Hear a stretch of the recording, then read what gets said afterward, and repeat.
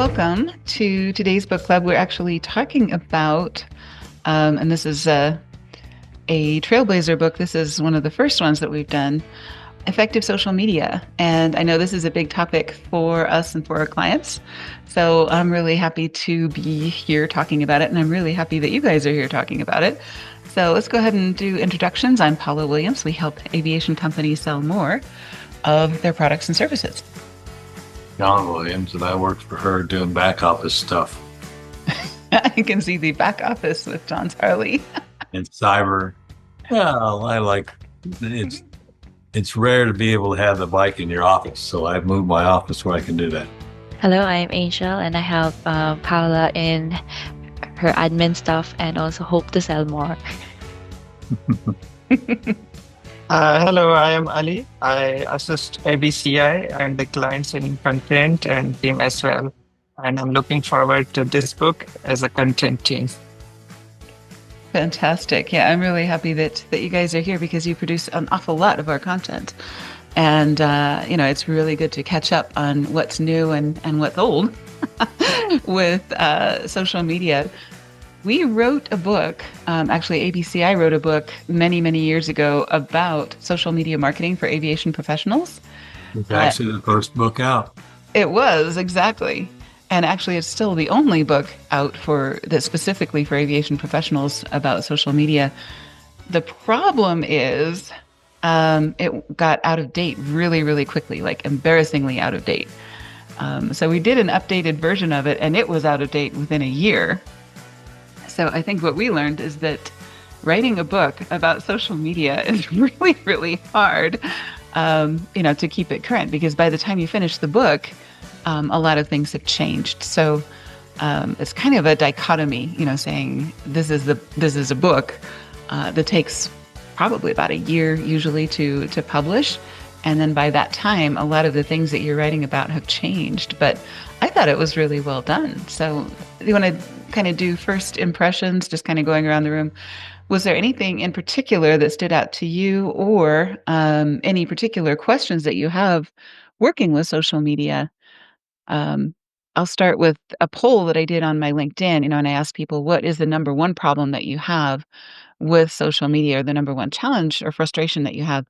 And everybody said getting real engagement, getting actual human being comments and those kinds of things is really, really hard. So we'll be talking about that today. One of the things that I dislike about social media is it's like a drop of hot water in a hot pan. Poof, it's gone. You can never go back and see what you saw. Mhm. I mean, it doesn't matter what you're on. You see it. If you don't get it then, it's gone. But if, sometimes people put a list of stuff out there, and I'd like to go back later and do something with it. Can't ever find it. Never. Not even, she can't even find it Your sometimes. feed's already always changing. Exactly. So that's transient. And this guy didn't help any on that account. So, whatever. No.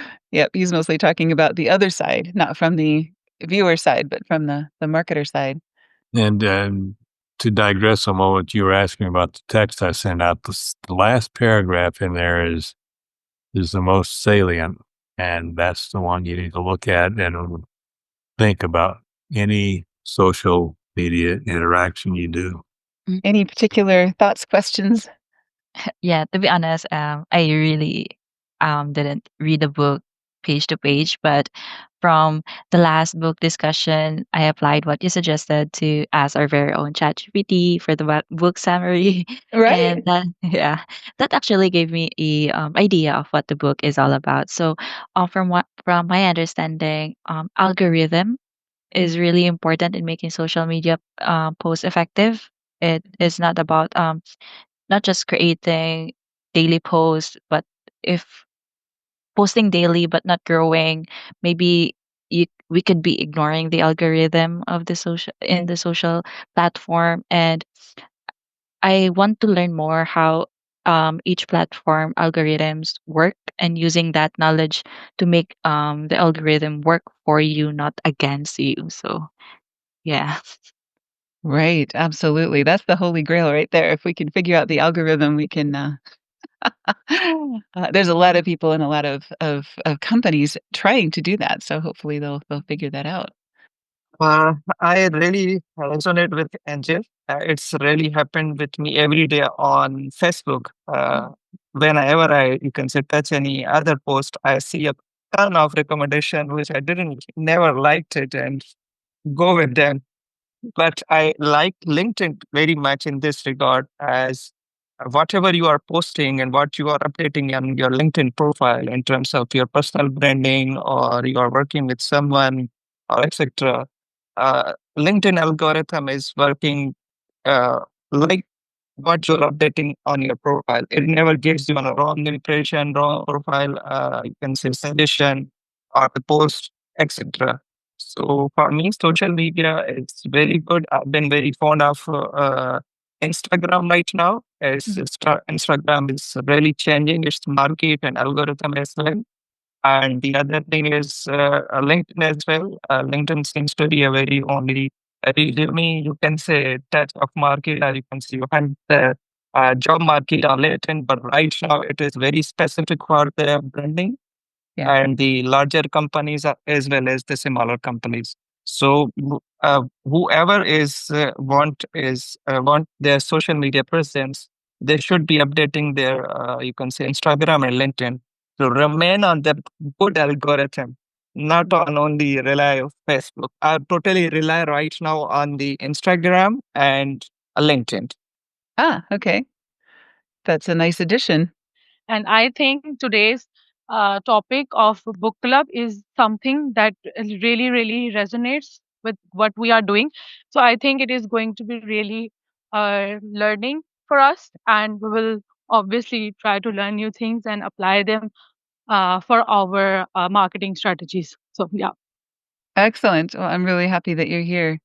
So, I guess a couple of the things, I'm always curious about the author, who was the author and why should we listen to that person any more than anybody else on the planet? I think Troy Jolly, he was an entrepreneur, and Trailblazer Media is kind of his deal. And the reason behind it I kind of liked was, his parents had 6 sons, and he was the trailblazer. He was the one that was always out front, exploring and being curious. And I think that really is a great way to look at social media, is to have things that work, but always be experimenting with something, either by experimenting with a new platform or a new algorithm or a new content type or something like that. So you figure out, and this has always been kind of our uh, scientific experimental method, for any type of marketing, is to say, we know this works. This is what we're going to do. But then, we do that with maybe 75% of our time or our budget or our energy or whatever. But then 25% of what we do should be an experiment or should be that trailblazing. So, maybe if we are doing all of this stuff that we know gets a pretty consistent amount of engagement or a pretty consistent result for a client, then we also want to be working with clients who are brave enough to try something new, and maybe do a video or do a carousel if they haven't done one before, or, experiment with something that's a little bit different, a slightly different content shift or something like that. So, for our clients that maybe we do 4 posts for, do 3 of them, things that we feel really comfortable about, they're exactly right on their business plan. They are things that have worked for them before. They are media that we have used before. And then the fourth one should be a little weird. So, I think that's one thing that as we've been kind of dialing in our process with social media, we need to get that little edge of weird bag. So, that's one thing that I'm kind of hoping to see in our group, and something that the book kind of emphasized, is that, since the algorithms are always changing, nobody really knows what the algorithms are, even the people that work at these companies. We had Brian Galicia on a few weeks ago about LinkedIn. He doesn't know what the algorithms are and how they're going to react at any particular way. I mean, they've just become so complex and so AI and so outside of the realm of human comprehension that the only thing that we can do is experiment and observe and then incorporate. So, we try something, it works, do more of it. Do more of what works, do less of what doesn't work. Um, so that's a takeaway that I ran across that I thought was really cool. I don't know what you guys think of that, or if you have another idea you'd like to throw in. Well, it begs the question is the people that write those algorithms, they don't probably have a clue. Not anymore. I think they've gotten out of hand. I mean, seriously, because they're using AI because they can't keep up with it otherwise. And if they're using AI, they don't really know Mhm. what they know what they told it, Mhm. and they can test for it, but they don't know for sure. Mhm. That's the problem. Right. So, a couple of things that we know about the algorithms are engagement. So, we know that comments matter more than likes. We know that long comments matter more than short ones. And I think we're doing a great job as a company of kind of building that community around our clients and around our own posts and things like that by thoughtfully commenting on clients' posts and starting that conversation, because a conversation is always 1,000 times more interesting than a monologue. So that's one thing. But one thing that isn't obvious and is really hard to measure because none of our tools, SEMrush and other things, don't measure dwell time or what they call retention. But what they have noticed is that on all of the platforms, longer content or people that stop their scroll for a longer amount of time get served more uh, media from that entity. So if somebody watches one of our videos from beginning to end, they will see more content from ABCI. And the reason for that is because all of the media, all of the platforms want people to stay on their platforms longer. So they've all kind of migrated a lot in the last couple of years toward video. And it started with short form video, like, 30 seconds or whatever. And now they're migrating back to the longer forms. And you can see even TikTok has started integrating, allowing longer video. They're also noticing that longer carousels, so you add a couple more slides to a carousel, it'll perform better, because people dwell longer or they stop their scroll longer to look at a longer carousel, and people will keep flipping. It's like an addiction. You have to keep once you start a carousel, you have to see all the slides. You have to see how it ends, right? One of the reasons they don't know exactly what's going on is I used to be a software engineer, so Mhm. you could always go back to a specific line in the code, Mhm. discover where you screwed up Mhm. or where it needs to be changed. Mhm. Can't do that anymore. I No. mean, if you got AI involved, I mean, there's bazillions of lines of code in AI itself, much less in what you tell it to do. Right. So what do? You observe, you Yeah, you experiment, you play you with it. apply, right? Mhm. All you can do. um, I think on TikTok and on YouTube, on the analytics, you can see the point or the time frame of the video Ah, okay. on which the people stayed longer. Let's say a video is around 5 minutes, and then in the analytics you can see, like, let's say at 3 minutes 21 second, more people were watching that part with more interest, or people have rewatched that part. So I think so on TikTok and YouTube you can uh, see this, so that you can understand what part is being watched more, and you can create more content about that. As well as I'm not sure about Instagram and LinkedIn, that if they have the same feature or not, but I think so TikTok and YouTube, they have this feature.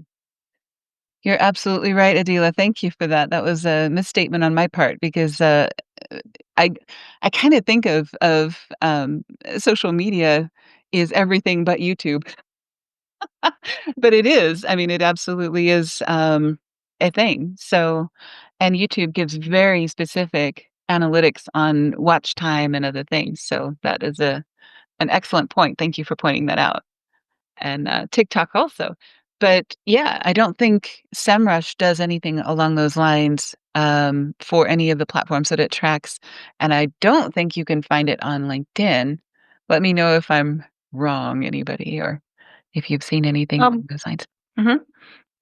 Yeah, well, I will take a look at that and let's Okay. see. Maybe LinkedIn also doing the same because all the platforms are adapting towards video content more, so they are kind of becoming more smarter. So, Right. I do know on LinkedIn's blog, they have talked about dwell time and things like that. I just don't think there's any way to measure as a user, how long people are spending on that. But Okay, basically what we used to experiment in ABCI for our clients, that posting time really matters on each social media platform. mhm, We used to do the scheduling on our you can say scheduling tool, which is Mitagar, mhm, and we specifically find that at what time, at what region people are more scrolling the, you can say, social media, so we can, you can say, post our social media post. If you google on the LinkedIn that on which time Asian user, just like Pakistan, Dubai, Saudi Arabia, childs on, or the, you can say, professionals are very much active on the social media, it will give you some ideas that on which time you have to post the, you can say, any post on LinkedIn and Instagram. Same as that, you can get the idea from ChatGPT. So, okay, give me mhm, the idea about the, you can say, our Asian clients, on which time my prospecting clients are, you can say, are readily available or exploring the social media. So it will be readily available. So that Adila's point is really resonate with what we are currently doing, is that uh, posting on the right time on the right platform, that yeah, really matters a lot. And if I go back to our previous conversation, just like we started about the commenting and the likes and the what should we post on social media, I would like to add this point that if we go back and start thinking like why we are posting on social media, what is our purpose, why we are, you can say, posting on Facebook, Instagram and LinkedIn. We all know that we need, you can say, some traction. Some people are looking for the selling their product services, so they want to interact, they want their, you can say, services and, you can say, product to be sold more. They want to appeal their audience, but they are forgetting what ABCI and you can say amplify on every platform, that we need a conversation, we need a like, we need a comment, and mhm, that's not gonna happen after posting and sitting, you can say, idle, that okay, someone is coming to like my post and I should be waiting all the day long. It a two-way communication. You have to comment on other posts on, as you mentioned, that we have a good community of, you can say, clients. We are, you can say, commenting on each other profiles to grow and see that what's going and happening around the world. That really helps, you can say, in our industry, to help the, you can say, our clients and other users to be have the more visibility and the comments and the etc. yes, absolutely. I think 10 years ago, everybody was thinking that marketing is a one-way communication channel. Everybody wants to get the message out about their product or their service. And, I think a lot of people in the aviation industry, especially, are a little slow to change, which is crazy to me because, of course, I came from the finance industry where, things were moving much more quickly because a lot more money is being put into marketing. A lot more money is being put into everything if you're in finance. But, they want to be on the cutting edge of everything. In aviation, I think marketing is almost an afterthought. So they're a little bit behind in that thinking. And, a lot of marketing people, or aviation people, when we first talk to them, they're still thinking in terms of broadcasting, the broadcasting model of marketing. And that is not as effective or as inexpensive as what we can do with a conversation. And you look at the Steve Versanos and you look at the folks that are actively engaging with their customers.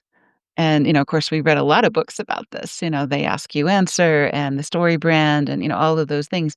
Getting involved with your customers and, making it a two-way conversation is such a game changer. And it's such a mind shift for a lot of people. They're like, I don't know what to say. I don't know what to comment on. I don't know how to comment. So that's one of the things we talk about in personal branding. It's interesting that I think there's a precipice where when you get to a certain size company, well known worldwide, then change your approach somewhat. Hmm. Look at Coke, Pepsi. Yeah. They, they, they may have social media, but it's not their primary thrust. Well, you look at some of the larger companies, Richard Branson is hugely invested in social media and hugely interactive. Elon Musk is hugely interactive on social media. And these are big companies. Yeah, but they're not well known like Coke and Pepsi. Well, I think they're better known than Coke and Pepsi. They make more money nowadays. Yeah, but I still remember that for every dollar that Coke makes, they spend 70% of it on marketing. That's true. That's a lot of money. One thing I always look at, anytime I'm talking about social media with anybody is which are the best business to business platforms. And, for the last 3 years now, it's been LinkedIn and YouTube for our clients, in terms of actual results from clients and also in what we've seen. And I think this book uh, and, a lot of the current situation bears that out. And of course, there's always emerging technologies like we talked about, 75% what 25% experiment. Yeah, I just wanted to add one thing here that as you know how advanced the algorithms are. So, uh, one thing that people must understand is that attracting the right kind of audience, you Mm. know, through content. So your content should be something that attracts the right audience. Let's say you want to sell one thing and you're attracting the audience of totally different group. So that's not gonna be benefit to you even if you get 1 million impressions. So I think that is the most important point of view because some people measure their KPIs through how many likes they are getting or how much engagement they are getting. But the point that they don't understand is that are these people going to buy their product or not? So I think less engagement, less likes, more buyers is better than 1 million views or something like that. Absolutely. In fact, some of the people that buy from us have never liked or commented on any of our posts. They just quietly watch, so those quiet watchers are great. We don't want to discourage that in any way. So that's another thing that I think we can do. And Adila, you're really great at this, and so is Angel and Ali.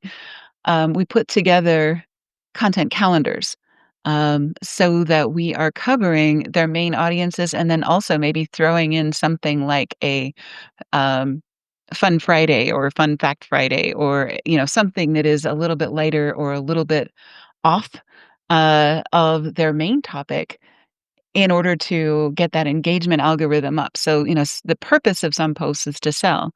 The purpose of other posts is to get engagement so that people will see those advertisements, right? So putting together a nice mix of content, some of which isn't designed for engagement, again, by the right people.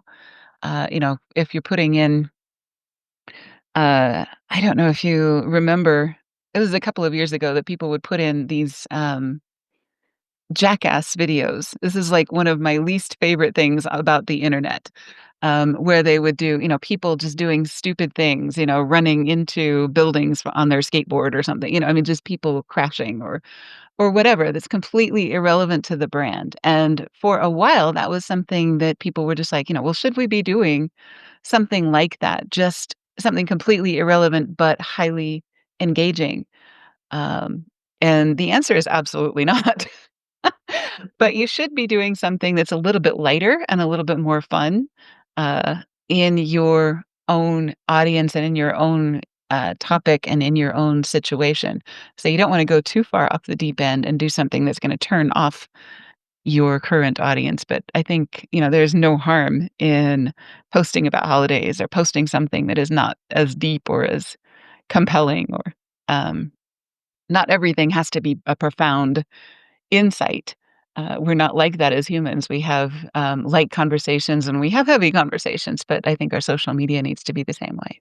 I'm not a social media nut like some people, but But you're probably a pretty close match to a lot of the demographics of some of our clients. So your input is welcome, as weird as it may be.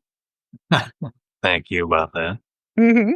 Well, and if I am like a lot of our clients, you have to do the convincing to me that it's worth my time. Hmm. Then that's on you and your sales.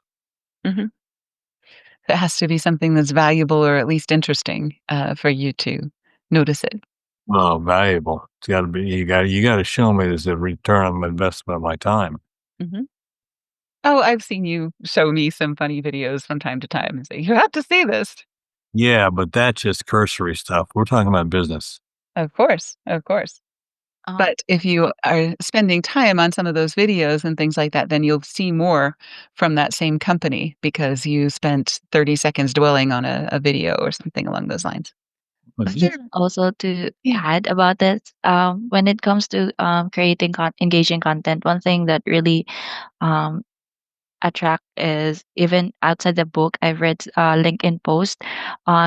He said about using hooks. Like I saw someone in mentioning uh, it really totally makes sense that the hook is basically your open line in your creating your content. Like it reminded us that strategy is important, but execution is Mm. also important. So yeah, I really want to I really want to know how to do that hook in every client that we create social media posts. Yeah, that is true. I think of any marketing, that hook is so important. In fact, when I was taking an email course a while back, and they said, you spend so many hours building an email sequence or something like that. You need to spend twice that amount of time on the subject lines, and brainstorm 10 subject lines and pick the best. And the nice thing is AI gives us the opportunity to do that a whole lot faster. So in some cases I will write the post first, and everybody has their method. This is just my method. I write the post first, and then I'll put it into ChatGPT and say, write me 10 or 20 hooks for this post. And then, I'll take the best 3 or 4 or something like that, put those back into ChatGPT and say, which of these is the best for this audience? Because I don't wanna pick it, I'm not the target audience, but, I have a pretty good idea of what I want, but, I'm not necessarily the target audience. So that gives us kind of that scale of spending a ton of time on something and getting a really good answer. Um, what's your process, Angel? I know you have one as well, and you do that also. Yes, and this year I started contributing to the content, and what I really do is I check the LinkedIn post before I was hired, and I check if the posts that are has a lot of engagement. I use I check the website. There is a LinkedIn post date extractor. I post a link and check what time it was posted. So to experiment if that time really still applicable today, that the audience of that page is still engaging at that time. And also I check the contents and ask ChatGPT this content really goes uh, has a lot of engagement, help me to do how to elaborate this more in another different angle. So yeah, that's how I start, because I really don't have an idea on creating content, so I really experiment things. That is brilliant. No, that's a great process. I love that. And that makes a lot of sense. And it's following what has worked before. That's exactly the observation, application, observation again. So that is perfect. That's following right along that line. Well, one thing that I always do is fact checks. Like whatever, like we do use AI, so it is something that we should not always rely on. So one thing that I have started doing after I noticed that some of the facts were not true when I'm creating posts. So this is a part of my process, and as well obviously ABCI process as well, that we do a thorough fact check. Like if there is some factual information, is it true or is it false, and then what we are claiming about the business, like does the business actually do that, or it is just AI bluffing it. So I think it is also a very important part when you are creating content, because if you are saying something and that thing is not what you are doing, that gives your business a negative impact, and we do not certainly want to get the negative attention. So this is one thing that I always make sure. Right. I think in some industries there's a little bit of tolerance for uh exaggeration or anything like that. But in aviation, there is zero tolerance for anything that is not true or not very verifiable. So that's why I love the fact that our group does a great job of fact checking. And you can use AI to fact check if you say, give me live links to verify every fact in this article, and then you can actually go through and click on them, make sure that it said what ChatGPT is saying that it said, because sometimes it will misinterpret. Sometimes it'll manufacture things completely out of thin air. And also, we need to use our experience. So one thing that I did, and I think I told you guys about this, I started building a database using ChatGPT, thinking, I haven't done coding for probably 20 years. It's been a long time. I had no idea what I was doing, and ChatGPT led me pretty far astray because I didn't have the experience or the knowledge base to know I was being led astray. And of course, it's going to be a lot more optimistic about your abilities than you are and saying, "You're doing a great job. You're 2 steps away from getting this done." I was not 2 steps away from getting this done. I was actually so far down the wrong path, and I would not have known that if because I'm not a programmer. The fact that we're aviation people and, we have some experience in this field, and we're using this in a way that, we understand when things go wrong. Ali had something to add to that. Yes, I really appreciate Adila's point. She really highlighted very important point as about the fact check.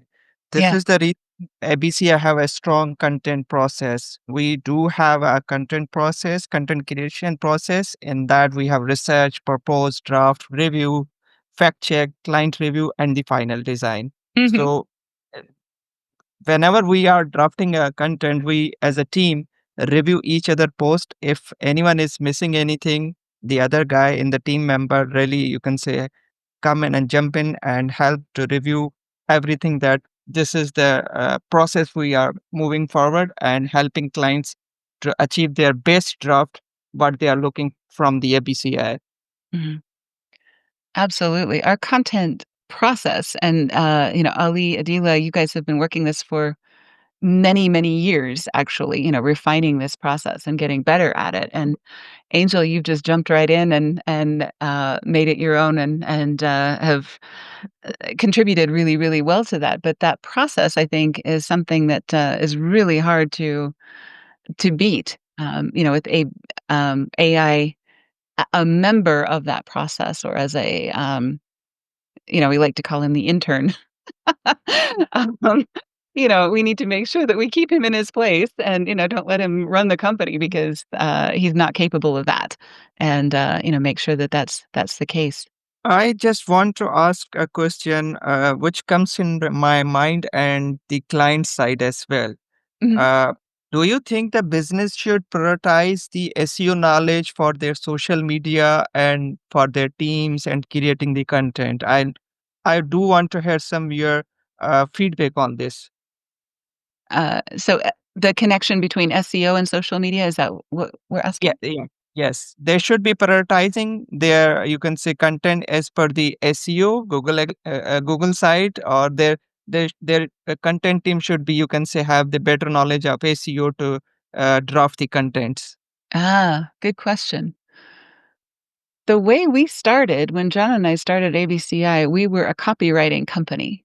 We were doing long form content for aviation companies. So my bias, and I think it's a good one, of course, is to lean toward long form content always, and then extract the shorter content or the social media and other things from the long form content. So we write a long article, and this is part of our process a lot of the times for many of our clients, is to write long form content and then extract short posts from it. That is my favorite way to create content for two reasons. One, it is absolutely on message because the client has reviewed and approved the long form content. It's getting good results on their SEO, and it's doing those kinds of things. And then the second thing is that it's already fact checked. It's already ready to go. It's already in line, and it's already on brand. So, that's a great way to do that in-depth, meaty steak dinner content. But then in addition to the steak dinner, sometimes we need some desserts and we need some appetizers and we need some other things. So yeah, I think there should be a connection between, uh, I think SEO should drive the menu. Most of our clients hire us for website work, and SEO. That's one of the main reasons that they come to us in the first place. And then social media, they don't understand the importance of it, but we sell it to them as a side dish. It ends up being much more important than they know and that we know. And a lot of times it ends up getting them clients, especially if we shoot for video or some other really effective, really credible media of. What you just said Mm, also then proves the point that mhm, you can't do just social media. You have to have a website. mhm. And if you've got a website, and all the folks at Google that you've had meetings with over the years, they all say exactly what you just said. Mhm. Well, and there's the conundrum between owned and unowned media, right? The media that you own is like your email list, your website, your other things. So it doesn't matter if a platform goes out of business or something like that. The unowned media would be things like LinkedIn or Facebook or we've had clients build entire platforms, entire empires, huge audiences on a social media platform. And then that platform will either go out of business or change their rules or, like Google Plus disappeared. And we had a lot of clients that had invested a lot in that. So we want to have a good balance between using those owned media for their owning their intellectual property and protecting that asset so we can always redeploy it elsewhere. Which is why you have a website. Exactly, and an email list. So, the purpose of a lot of our social media is to get people onto that email list, whether that's, offering some kind of a downloadable or something like that. Gated content and email is still very, very powerful. So we love that. And, we love using social media as a means to move people from unowned media to owned media. So we bring them into the store from the street, part of the strategy that I think really makes social media so valuable. Another thing that I noticed from the book, or that I wanted to mention, was basically the use of some of the AI tools. Go ahead, Ali. Yes, I was actually asking the same question Okay, go since ahead. to all. And now we are in the era of the AI marketing and something like that. And every tool is, you can say, having their own, you can say AI, you can say specification. So we are using ChatGPT. Canva has introduced their own Canva Magic, and Hmm. the other, you can say, stock images we are, you can say, outsourcing from iStock and other website. They also introduced their own AI and something like that. So, what do you think that which of the one of the AI tool you found more effective to make social media, you can say more improvement and something like that. Do you have any favorite tool? That's a good question for the whole group. Um, I love all of the tools, and I keep talking about ChatGPT as our AI, but Canva is also AI. Meet Edgar has some AI connections to it. Of course, Canva now has a direct connection to LinkedIn as of last month, where you can create in Canva and publish directly to an ad campaign in LinkedIn. So there's a lot of connection between these platforms and AI. I don't think you can do marketing these days without using AI anymore. Even if you're using the old school tools like Adobe, they're integrating AI components to their tools as well. So the people that are purists, that wash their clothes on rocks in the river or whatever, and say we only do handcrafted marketing, those are going to be very, very rare in the future because all of us use AI tools and I think should use AI tools. But let's open that to the group. Does anybody have a favorite tool or something new that they've used or liked or want to share? For me is the combination of ChatGPT and Canva, Mm. because yeah, it Canva really is a big platform. You can do almost everything in Canva.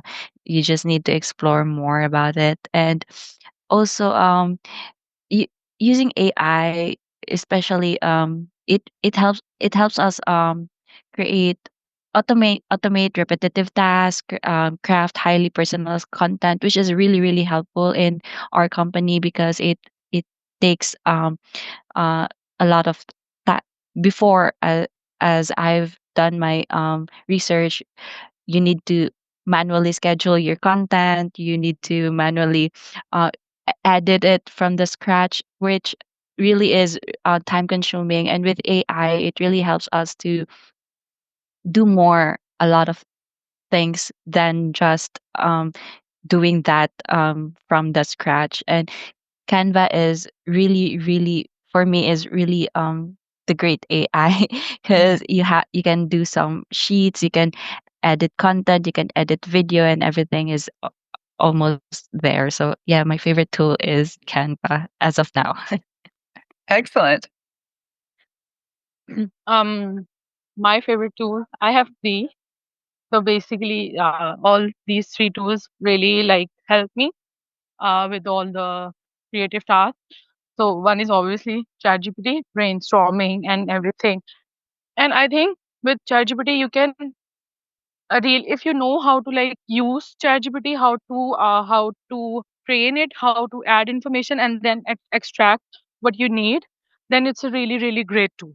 So for brainstorming, it's ChatGPT, and then Canva for obviously designing. And one tool that I also find very very good is Opus Clip.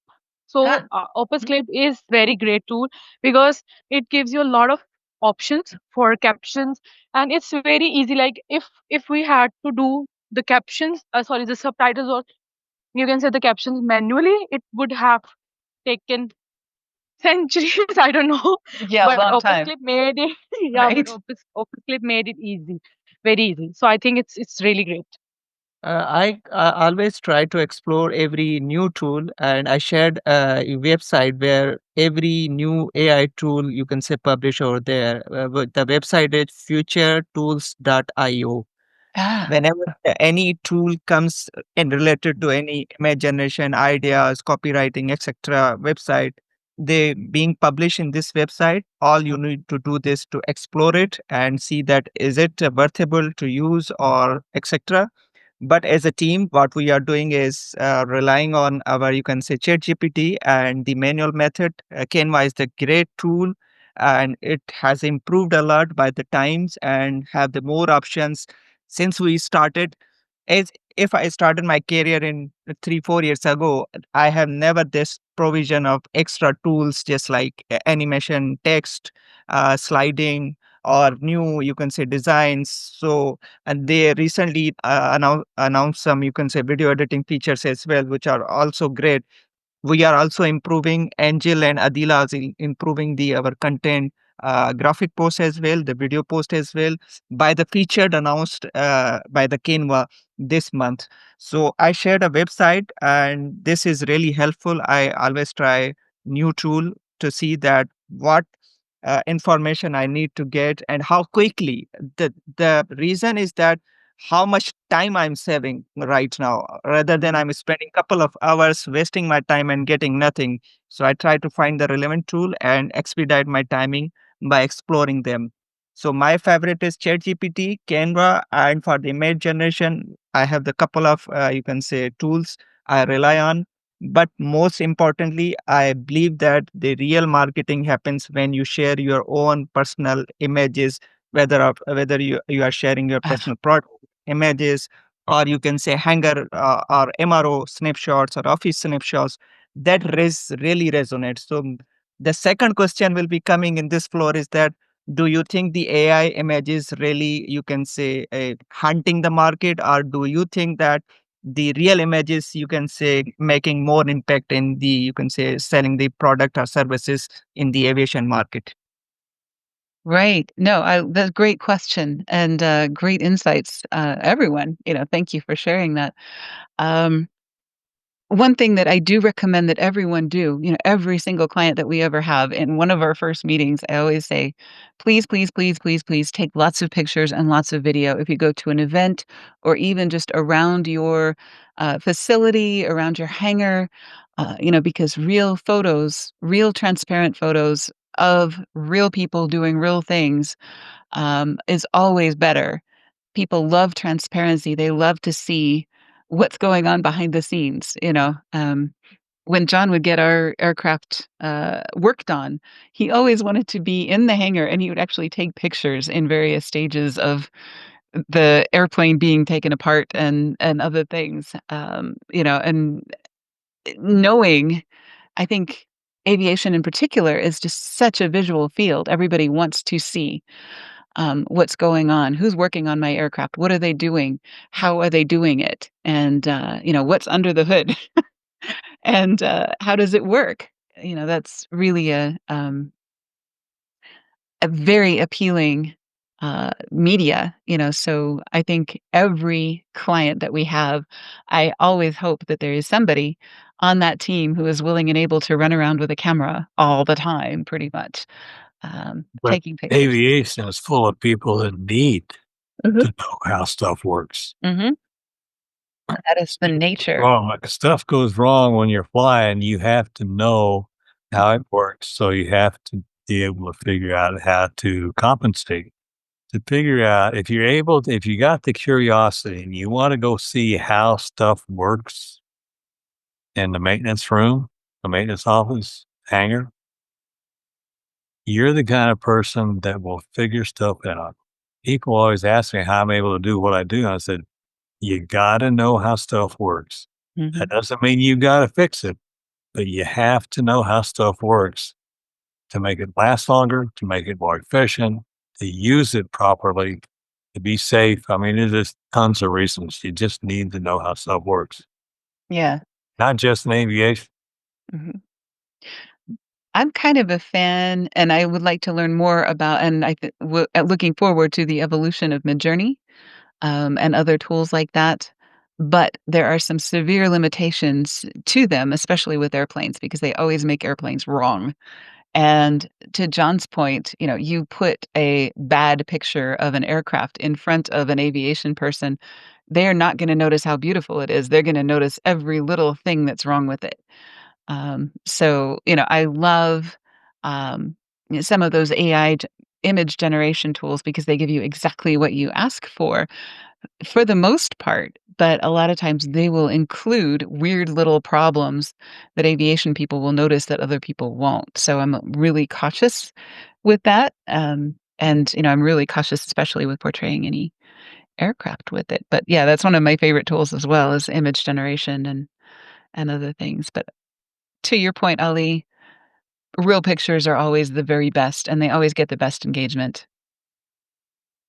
We're all after that personal connection and that, authentic experience, and there's nothing like real pictures and real video to make that happen. And that's another reason we encourage all of our clients, if there's one thing to do in 2025 that I think will improve your social media, is to get your face on video and speak on video about your topic.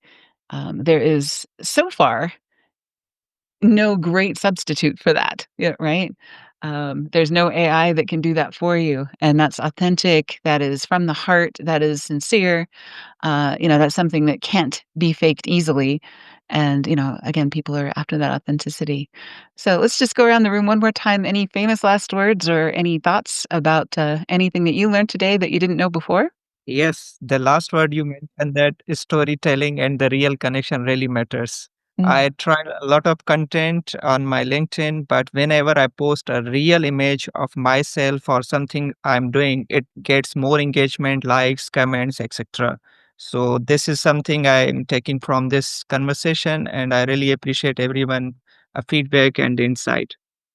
Right. You had that, travel photo from Malaysia. I think that's one of the best things that I've seen in a long time, because it really shows that, you're authentically in the mix. You're there and you're doing things, or you were there and you were doing things, and, you Yes, keep it was a that. great experience on that time. I traveled twice in Malaysia, and I was prospecting in Malaysia and Singapore and Asian market. But in the middle of it, I lost somewhere and didn't highlight my travel journey towards the Malaysia and the Asian market. So suddenly it came into my mind that I'm posting a couple of stuff, but it should be more real, and it should be that I really, you can say, know the market and the people and the behavior and the culture. So I'm getting more interaction and comments on my LinkedIn profile right now.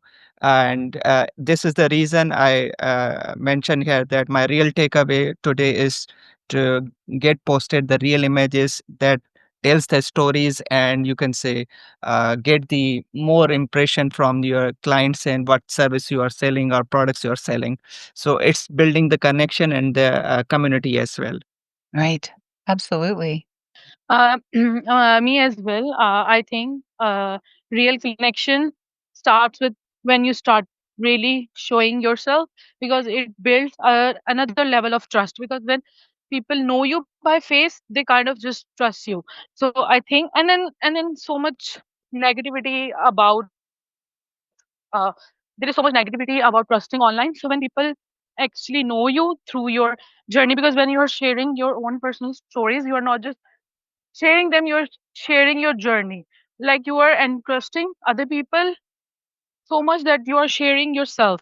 So that's the connection that really build, uh, you can say, trust uh, for your clients that might be interested in your business. One thing is this, and the second thing, I would really like to try the website that Ali mentioned, because I would love to try new AI tools as well. So yeah, that's what I learned. Fantastic. We will, share the link to that. That sounds great. So, yeah, even if I didn't read the whole book, I still got a lot of value from this discussion and from everyone's perspective as well. And I think the biggest lesson for me is social media marketing is it's not about being always active online. It's about being intentional, just like what others said, that being personal and also strategic. And with the AI in our world today, being adaptable is also very important. So when we combine all this, I think it will lead to an effective social media post or content. Fantastic. John, you get the last word. Yeah, I'm still not convinced that I need to go jump on a social media like everybody else does. That's fine. But if it works for the company, it works for the company, which is why LinkedIn and a couple of others. Yeah, absolutely. And it absolutely does. We have proof, some number of our, and I don't have the numbers in front of me, but some number of our clients have found us first on YouTube and LinkedIn. And that's true of many of our clients. Their clients find them first on either LinkedIn or YouTube more than anything else. I am the proof. I found you on LinkedIn. That's absolutely true. Yep.